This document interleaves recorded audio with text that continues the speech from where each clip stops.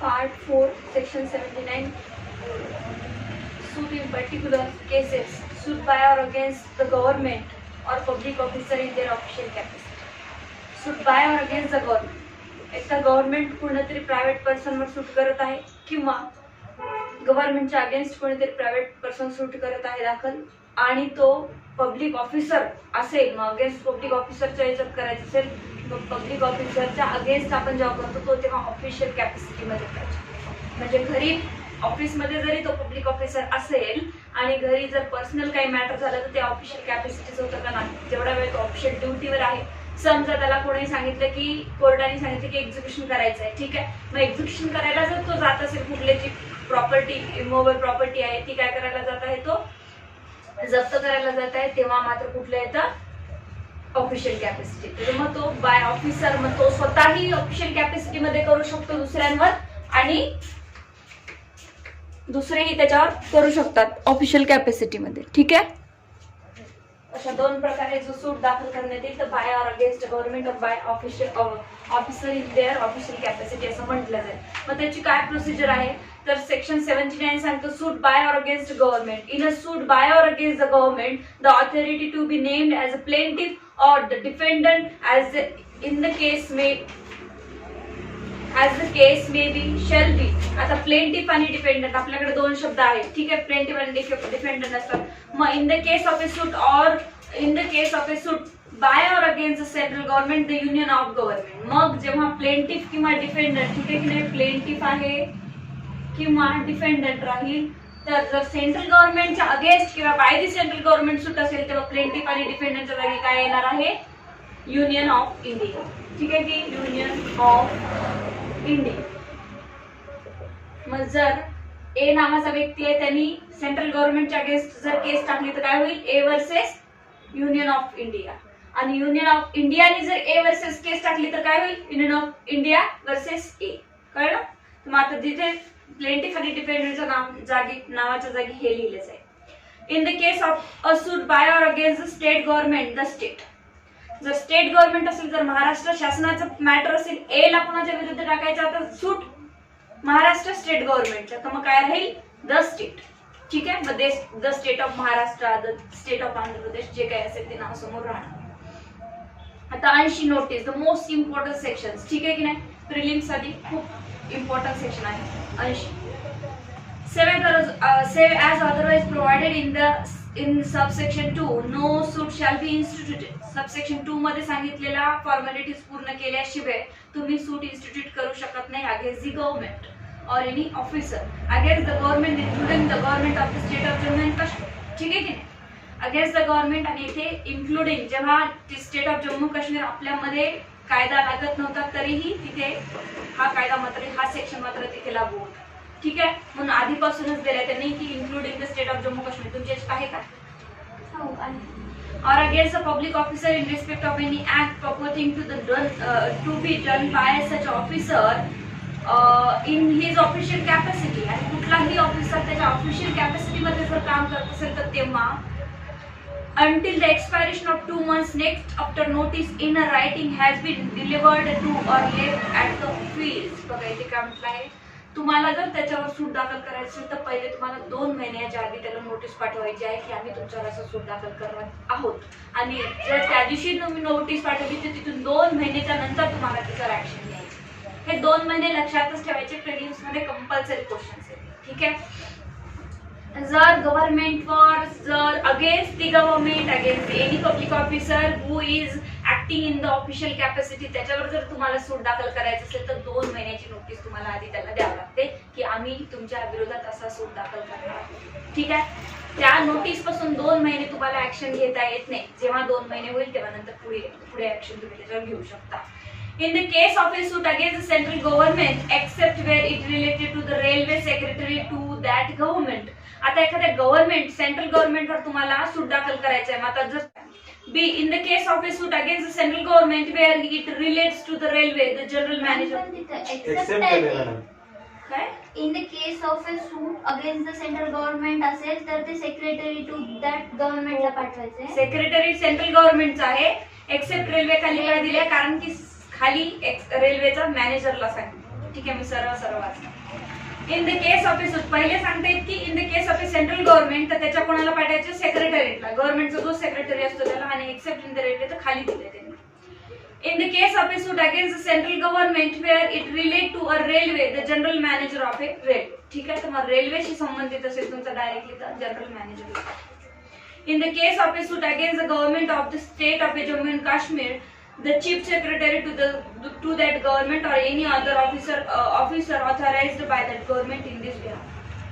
इथे काय सांगितलं आहे, जम्मू आणि काश्मीरला तुम्हाला जर तिथल्या ऑफिसरला, तिथल्या गव्हर्नमेंटला जर सूट दाखल करायचं असेल तर 2 महिन्याची नोटीस तुम्हाला कोणाला द्यायची आहे, chief secretary to that government, म्हणजे जम्मू JNKचं government or any other officer authorized by that government in this behalf. किंवा मग अशा प्रकारचे मॅटर पाहण्यासाठी त्या गव्हर्नमेंटने एखाद्या ऑफिसरला अपॉइंट केलं असेल तर त्या ऑफिसरला पाठवायचे. In the case of a suit against any other state government, a secretary to that government of the collector of the district. आता याच्यामध्ये स्टेट गव्हर्नमेंटला जर तुम्हाला नोटीस पाठवायची असेल तर तुम्हाला तिथल्या स्टेट गव्हर्नमेंटच्या सेक्रेटरीला पाठवायची आहे. त्याच्यानंतर जर म्हटलं की डिस्ट्रिक्ट मध्ये जर कोणाला पाठवायची असेल तर तुम्हाला म्हणजे DC ला, डिस्ट्रिक्ट कलेक्टरला तुम्हाला नोटीस पाठवायची. ठीक आहे, हे वाचलं तरी समजतं तुम्हाला. And in the case of a public officer delivered to him or left his at his office, public ऑफिसरला पाठवायची असेल तर सरळ त्याला डिलिव्हर्ड करा, or left at his office, त्याच्या ऑफिस वर पाठवा. Stating the cause of action. आता हे कंटेंट ऑफ नोटीस सांगत आहे. कंटेंट ऑफ नोटीस काय आहे तुमचे, कंटेंट ऑफ नोटीस हे नेहमी विचारतात. ठीक आहे, आता तुम्हाला याला प्रश्न येईल, कंटेंट ऑफ नोटीस सेक्शन 80, ते खूप शॉर्ट मध्ये दिले आहे पण आपण बघूया. कंटेंट ऑफ नोटीस काय राहील, पहिले तर कॉज ऑफ ऍक्शन राहील. कॉज ऑफ ऍक्शन, कशाबद्दल तुम्ही नोटीस पाठवत आहात. या नोटीस मध्ये साधी नोटीस नाही आहे, सर्व लिहायचंय तुम्हाला की आमचं तुमच्याकडे एवढे पैसे आहेत गव्हर्नमेंटकडे, किंवा काय काय तुमचे अलिगेशन तुम्ही त्याच्यावर लावत आहात आणि तुम्हाला काय रिलीफ पाहिजे. कॉज ऑफ ऍक्शन तुम्हाला कंटेंट ऑफ नोटीस मध्ये पहिले लिहायचं. दुसरं काय म्हणते, the name, the description and the place of residence of the plaintiff. जो कोणी ही पर्सन पाठवत आहे ना त्याचा नेम, ठीक आहे की नाही, ऍड्रेस, सगळं त्या नोटीस मध्ये लिहायचं की मी कुठे राहतो, काय करतो, काय नाही वगैरे. डिस्क्रिप्शन म्हणजे मी काय करतो, सगळं डिस्क्रिप्शन त्यांना द्यायचंय. Description, place of residence of the plaintiff and the relief which he claims. तुम्ही काय रिलीफ क्लेम करताय की तुम्हाला त्यांच्याकडनं काय पाहिजे. बिकॉज काय, कधी कधी गव्हर्नमेंटला नोटीस पाठवली तर गव्हर्नमेंट मान्य करू शकतं, ठीक आहे की नाही. लिगल नोटीस आली, बाबा यांना एवढे पैसे पाहिजे यांच्या प्रॉपर्टीचे, आपण जी जप्त केली आहे प्रॉपर्टी, ठीक आहे. तर म्हणून या नोटीस मध्ये तुम्हाला as a like a plaint, small plaint सारखे तुम्हाला नोटीस पाठवायचे. हे सगळं घ्यायचं. Relief which claim and the plaint shall contain a statement that such a notice has been so delivered or left. कुठे लेफ्ट केलेली आहे तुम्ही, ऑफिस मध्ये लेफ्ट झालेली असेल ऑलरेडी तर तिथे ते लिहायचं. आणि हे डिलिव्हर्ड ऑर लेफ्ट म्हणजे हे तुम्हाला प्लेंट मध्ये पण लिहावं की आम्ही ही जी नोटीस आहे ती ऑफिस मध्ये पाठवलेली आहे 2 महिन्यापूर्वी, जी पाठवायची कंडिशन आहे नोटीस 80 मध्ये, सेक्शन 80 मध्ये ती नोटीस आम्ही त्या गव्हर्नमेंट सर्वंटला पाठवली आहे. मग त्याला एक तर डिलिव्हर्ड केलेली आहे पर्सनली किंवा त्याच्या ऑफिस मध्ये ठेवलेली. ठीक आहे, तर हे खाली टाकतात बघा, म्हणजे कुठं कुठं पाठवायचं, म्हणजे प्रत, त्याची प्रत यांना करायची, तेच आहे. ठीक आहे, तर हे सगळं आपल्याला त्याच्यामध्ये लिहायचं. याला content of notice under section 18 म्हटलेलं आहे. Subroot to a suit to obtain an urgent and immediate relief against the government. आता बघा, हे 2 महिने ही वेळ नाही आहे तुम्हाला. तुमच्या घरी कोणी तरी एक्झिक्युशन करण्यासाठी आलं आणि तुम्हाला त्याला अडवायचं आहे. तुम्ही 2 महिन्याच्या पूर्वीची नोटीस द्याल का गव्हर्नमेंट सर्वंटला? नाही, तुम्ही डायरेक्टली सूट दाखल करा. तुम्हाला खूप अर्जंट इमर्जन्सी आहे, 2 महिने वाट पाहू शकत नाही तुम्ही. फोन प्लेंटिंग हे अगेन्स्ट द गव्हर्नमेंटचे रूल असतात. ठीक आहे, including the government of the state of Jammu and Kashmir or any public officer in respect of any purporting to be done by such a public officer in his official capacity may institute. तुम्ही institute करू शकता without 2 months notice. असेल कधी institute करू शकतो with the leave of court, पण तुम्हाला कोर्टाची permission घ्यावी लागणार. नेहमी लक्षात ठेवायचं, जर अर्जंट आणि इमिडिएट रिक्वायरमेंट असेल, म्हणजे काय मॅन्डेटरी इंजक्शन पाहिजे असेल आपल्याला गव्हर्नमेंट सर्वंटच्या अगेन्स्ट, तर आपण 2 महिन्याची नोटीस न देता सूट इन्स्टिट्यूट करू शकतो. बट कंडिशन काय आहे की कोर्टाची परमिशन घ्यावी लागेल with the leave of the court. Without serving any notice is required by subsection 1. तुम्ही सेक्शन 1 मध्ये सांगितली ती नोटीस न पाठवताही सूट इन्स्टिट्यूट करू शकता. But the court shall not grant relief in the suit whether interim order or otherwise except after giving the the government or public officer as the case may be reasonable opportunity of showing cause in the respect of the relief paid for in the suit. पण directly तुम्हाला relief court देणार नाही, relief grant करणार नाही. पहिले ज्याला येणे आहे, सेंट्रल असेल तर सेंट्रल गव्हर्नमेंट ऑफिसर किंवा स्टेट असेल तर स्टेट गव्हर्नमेंट ऑफिसर, तो येईल, त्याची ऑपॉर्च्युनिटी त्याला ऐकण्याची दिल्या जाईल आणि त्याला विचारलं जाईल की काय प्रॉब्लेम्स आहे दुकानमध्ये, तरच रिलीफ तुम्हाला ग्रांट केलं जाईल. म्हणजे तुम्ही इमिडिएट रिक्वायरमेंट आहे सर, अर्जंट त्याला थांबवा म्हटलं तरी नाही थांबवणार कोर्ट. पहिले त्यालाही ऐकून घेईल की तो काय इतक्या इमिडिएटली तुमच्या घरावर एक्झिक्युशन करतोय, तो का त्याची ड्युटी इतक्या इमिडिएटली परफॉर्म करतो. ठीक आहे, तर त्यालाही ऐकून घेण्यात येईल. कुठलीही इंटरिम रिलीफ तुम्हाला देणार नाही. इंटरिम रिलीफ म्हणजे काय, लगेच तुम्ही गेलात आणि म्हटलं की सर माझ्या घरावर एक्झिक्युशन सुरू आहे, माझं घर पाडणं सुरू आहे सर, गव्हर्नमेंटचे माणसं येऊन बसलेले आहेत, मला आताच्या आता तुम्ही अर्जंट आणि इमिडिएट मॅन्डेटरी इंजक्शनचं रिलीफ द्या. काय हो की त्यांनी माझ्या घराला पाडलंच नाही पाहिजे. कोर्ट कसं देणार आहे, कोर्ट पहिले त्याला पण ऐकून घेणार आहे, तरच तुम्हाला रिलीफ देईल. Provided that the court shall, if it is satisfied after hearing and parties that the no urgent or immediate relief need to be granted in the suit, return the plaintiff for presentation to it after complying with the requirement of subsection 1.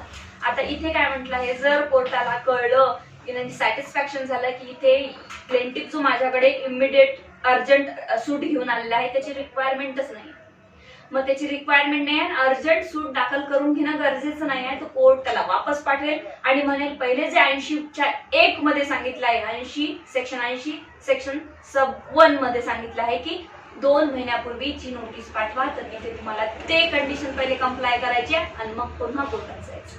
कळलं? जर कोर्टाला वाटलं की गरज नाही आहे याला urgent सूट दाखल करण्याची. Subsection 3, no suit instituted against the government or against a public officer in respect of any act purporting to be done by such a public officer in his official capacity shall be dismissed merely by reason of any error or defect in the notice referred to in subsection 1. If in such a notice, आता बघा थोडंसं confusing आहे. No suit instituted against the government or against any public officer in respect of a act purporting to be done by such a public officer. जे public ऑफिसरने काही act केलेला आहे त्याच्यावर सूट दाखल करायचा नाही, असं त्याच्या अगेन्स्ट असं होणार नाही, किंवा in his official capacity shall be dismissed. जर एखादा सूट दाखल केलेला आहे, ठीक आहे की नाही, एखादा सूट दाखल केला आज नाही, ठीक आहे, इथपर्यंत त्याच्यानंतर कुणाच्या अगेन्स्ट केला, पब्लिक ऑफिसर किंवा गव्हर्नमेंटच्या अगेन्स्ट सूट दाखल केलेला आहे. परत म्हटलं आहे की इथून वाचा आता,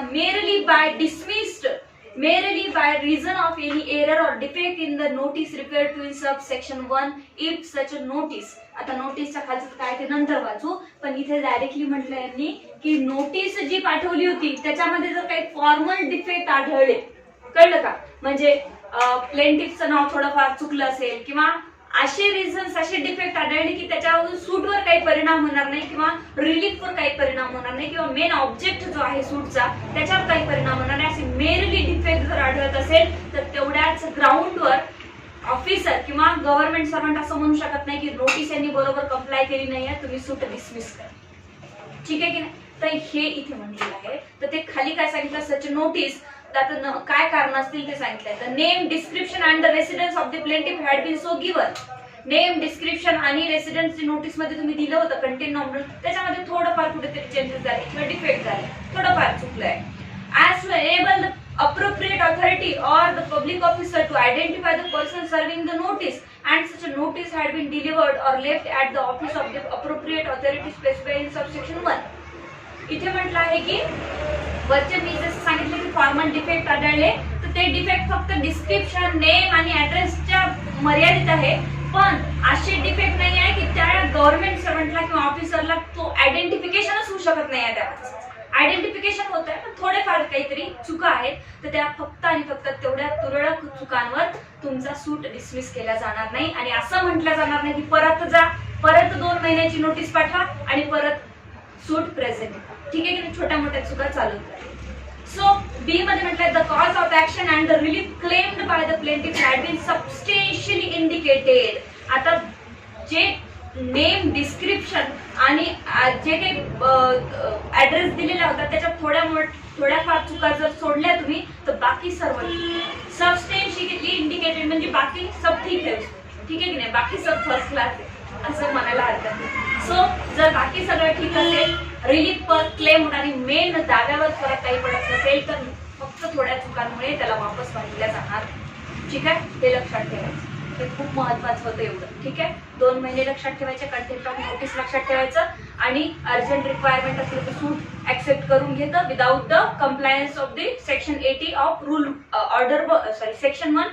बट कोर्टाची परमिशन तुम्हाला घ्यावी लागणार आहे. त्याला ऑपॉर्च्युनिटी दिल्याशिवाय गव्हर्नमेंटला किंवा ऑफिसरला कोर्ट तुमचं काहीही रिलीफ ग्रांट करणार नाही. परत म्हटलं आहे की जर तुम्ही कंप्लाय करत नसाल नोटीसचं आणि अर्जंट रिक्वायरमेंट नसेल तर कोर्ट वापस पाठवणार आहे तुम्हाला. बट थोडेफार फॉर्मल डिफेक्ट असेल नोटीसमध्ये तर वापस पाठवायची गरज नाही, सूट ऍक्सेप्ट करून घे. एवढा हा सेक्शन सांगतोय 80. एवढं पाठच पाहिजे. मेन्स असो, प्रिलिम्स असो, कुठे असो, सेक्शन 80 बद्दल विचारलं जातं. जेव्हा आपण कुठलाही आता कुठलेही इंटरव्ह्यू द्यायला जा, तुम्ही कंपल्सरी क्वेश्चन आहे इंटरव्ह्यू मध्ये, बिकॉज तुम्ही जर गव्हर्नमेंट सर्वंट बनत असाल तर हा सेक्शन तुम्हाला पाहिजे. ठीक आहे, कारण तुम्हाला विचारण्यात येते. Section 81 exemption from arrest and personal appearance. काय म्हटलंय, in a suit instituted against a public officer in respect of any act purporting to be done by him in his official capacity. एक ऑफिसर आहे, public officer, तो official capacity मध्ये कुठलं तरी काम करत आहे तर त्याच्यामध्ये त्याला अरेस्ट होईल का, त्याची प्रॉपर्टी अटॅच होईल का, इथे एक्झम्पशन दिलेलं आहे की त्याला अरेस्ट होणार नाही आणि त्याला पर्सनल अपीअरन्सचं एक्झम्पशन आहे. म्हणजे प्रत्येक वेळेस त्याला जावंच लागेल असं काही गरज नाही. तो सांगू शकतो की आज माझं ऑफिस इतकं मोठं काम आहे मी घेऊ शकतो. ठीक आहे, इलेक्शन ड्युटी लागली आणि त्याची तारीख आली तो जाऊ शकतो, नाही जाऊ शकतो. ठीक आहे, the defendant shall not be liable to arrest nor his property to attachment otherwise than in the execution of a decree. आता काय म्हटलंय, डिफेंडंट कोणता आहे हो, गव्हर्नमेंटचा ऑफिसर आहे. आता इथे लक्षात घ्या, डिफेंडंट जर गव्हर्नमेंटचा ऑफिसर असेल की नाही, हा डिफेंडंट आहे, मग आता याला अरेस्ट होणार नाही म्हणते. ठीक आहे, आणि याची कुठलीही प्रॉपर्टी 2 मध्ये सांगितलं की अटॅचमेंटही होणार नाही. No attachment and no arrest याला एक्झम्पशन दिलेलं आहे, सूट दिलेली आहे. ठीक आहे, तर का सूट दिलेली आहे, कारण हा ऑफिशियल कॅपॅसिटी मध्ये काम करतोय म्हणून कुठलीही प्रॉपर्टी अटॅच आणि अरेस्ट त्याला होणार नाही. बट समोर काय म्हटलंय त्यांनी, otherwise than in execution of A decree. But otherwise in the execution of A decree. आता एक्झिक्युशन ऑफ ए डिक्री याचा अर्थ असा नाही की एक्झिक्युशन ऑफ डिक्री सोडून बाकीच्या सगळ्याच्या होणार म्हणून. याचा अर्थ असा आहे की जेव्हा डिक्री होते, डिक्री म्हणजे काय, जजमेंट लागतं आणि त्याचं एक्झिक्युशनही होतं. म्हणजे आता तुमची पूर्ण जजमेंट लागले, न्याय निर्णय पूर्ण झालेला आहे आणि एक्झिक्युशन सुद्धा झालेलं आहे. मग कळतं याच्यामध्ये की हे ऑफिसरनी काय केलं होतं, चुकीचं काम केलं होतं, गव्हर्नमेंटनी चुकीचं काम केलं होतं आणि गव्हर्नमेंटच्या अगेन्स्ट जजमेंट लागलाय. अशा परिस्थितीमध्ये मग गव्हर्नमेंटच्या ऑफिसरला अरेस्टही होऊ शकतं त्यांनी जर चुकीचं काम केलं तर, आणि गव्हर्नमेंटची प्रॉपर्टी अटॅचही होऊ शकते.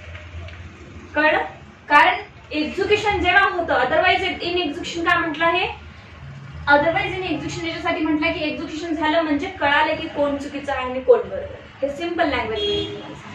आणि इथे जे म्हटलं आहे, the defendant shall not be liable to arrest nor his property to attachment, हे बिफोर एक्झिक्युशन बद्दल बोलत आहे. कळलं का, कारण नॉर्मल पर्सन जर येत नसेल, कंप्लाय नोटीसला करत नसेल, काहीतरी करत असेल, तो एक्झिक्युशनच्या आधीच तर त्याला आफ्टर अरेस्ट बिफोर अटॅचमेंटही करू शकता. अरेस्ट आधीही करू शकता तुम्ही जर कोर्टाची कंटेम्प्ट ऑफ कोर्ट वगैरे करत असेल. पण गव्हर्नमेंट सर्वंटला मात्र तिथे नाही करू शकत तुम्ही, कारण त्याची लायबिलिटी आहे की नाही हेच माहिती नाही तुम्हाला. जेव्हा पूर्ण जजमेंट लागेल, डिक्री येईल, डिक्री एक्झिक्युशनच्या डिक्रीमध्ये त्याला तुम्ही अरेस्ट करू शकता. तुम्हाला कळलं की हा जो ऑफिसर होता तो काहीही गरज नव्हती त्याचं जाऊन घर पाडण्याची, विदाऊट नोटीस गेला. नोटीस द्यावी लागते कोणाचं जर घर डिमॉलिश करायचं असेल, विदाऊट नोटीस गेला आणि त्यांनी रूल्स गव्हर्नमेंटचे नियम पाळले नाही, मग त्याला आता अरेस्ट करा, एक्झिक्युशन. ठीक आहे, where the court is satisfied that the defendant cannot absent himself from his duty. आता कोर्ट सॅटिस्फाईड करत आहे की dependent cannot absent himself from his duty without a detriment to the public servant service, it shall exempt him from the appearing in person.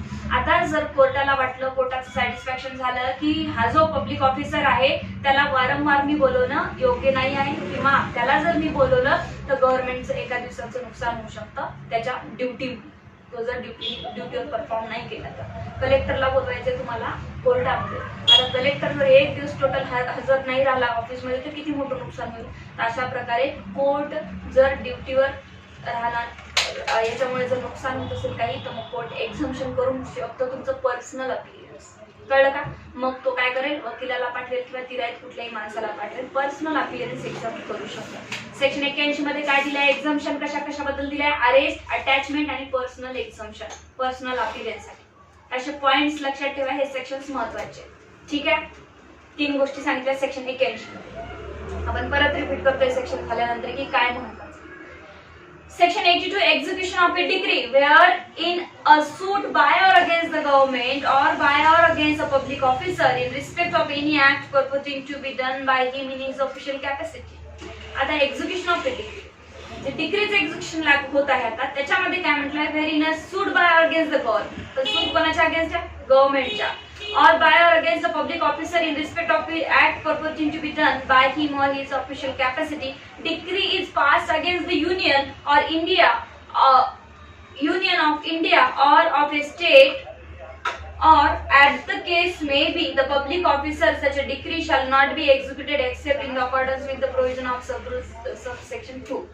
इथे काय म्हटलंय subsection 1 मध्ये 82च्या की एक्झिक्युशनची decree जर पास करायची असेल कुणाच्या अगेन्स्ट, कुणाच्या गव्हर्नमेंटच्या किंवा पब्लिक सर्वंटच्या, तर तुम्हाला सबसेक्शन 2 मध्ये सांगितलं ते पहिले पाळावं लागेल. सबसेक्शन 2 मध्ये काय सांगितलं आहे, execution shall not be issued on any such a decree unless it remain unsatisfied for the period of 3 months computed from the date of such a decree.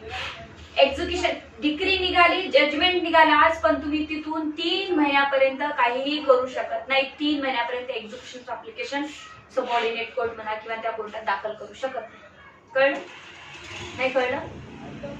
अरे काहीतरी रिॲक्शन ठीक आहे की नाही, पण का दाखल अनसॅटिस्फाईडचं कळलं.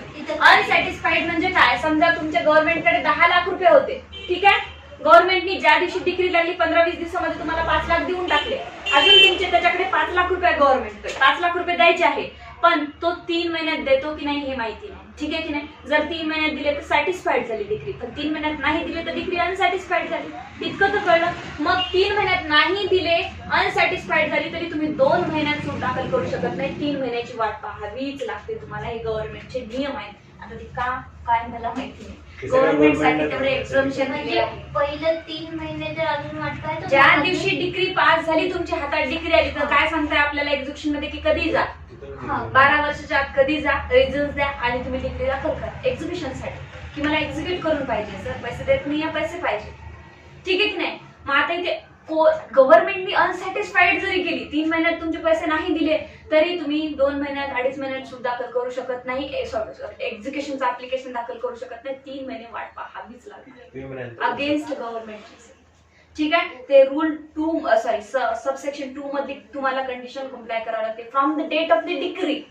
कधीपासून, ज्या दिवशी मेन डिक्री आपल्या हातात आलेली आहे जजमेंट नंतरची, त्या दिवसापासून 3 महिने वाट पाहावं लागणार आहे. 3 महिन्यानंतर तुम्हाला ऍप्लिकेशन दाखल करता येईल एक्झिक्युशन. अनसॅटिस्फाईड मीन्स त्यांनी पैसे नाही दिले, त्यांनी डिक्रीला कम्प्लाय नाही केलं तरी. 3 मध्ये म्हटलंय the provision of subsection 1 and 2 shall apply in relation an order or award as apply in relation to a decree if the order or reward. बघा इथे काय म्हटलंय, जे 82च्या सबसेक्शन 1 मध्ये सांगितलं, 82च्या सबसेक्शन 2 मध्ये सांगितलं की 3 महिने तुम्हाला काहीच करता येत नाही. तेच जर कोर्टाने डिक्री न काढता, जजमेंट न काढता कुठला छोटा मोठा ऑर्डर पास केलाय, त्याला की 3 महिने तुम्हाला समोर काही अपील करण्यासाठी, एक्झिक्युशन करण्यासाठी तुम्हाला थांबणेच आहे. तुम्हाला 3 महिने काही करता येत नाही. किंवा कुठल्या ट्रिब्युनलनी अवॉर्ड दिलाय, रिवॉर्ड दिलाय, ठीक आहे की नाही, त्याच्यावरही तुम्हाला हीच प्रोसिजर लागू आहे. 3 महिने एक्झिक्युशन अगेन्स्ट द गव्हर्नमेंट तुम्हाला करता येईल. ठीक आहे. 3 मधलं A is passed or made against the Union of India or a state or a public officer in respect of any such act as aforesaid, whether by a court or by any other authority. जर Indian government authority कशाही बद्दल तुमची जर against degree असेल तर 3 महिने तुम्हाला थांबणं गरजेचंच आहे. Is capable of being executed under the provision of this code or any other law for the time being in force as if it were be decree. Capable in the म्हणजे capable आहात तुम्ही. Execution काय म्हणते, order 21 काय म्हणते आपल्याला की लगेच कॅपेबल आहात तुम्ही डिग्रीचं एक्झिक्युशन करण्यासाठी. बट तरीही इथे म्हटलेलं आहे की ही प्रोसिजर तुम्हाला कंप्लाय करायची आहे कुठली 3 महिन्याची अगेन्स्ट द गव्हर्नमेंट असेल. ठीक आहे.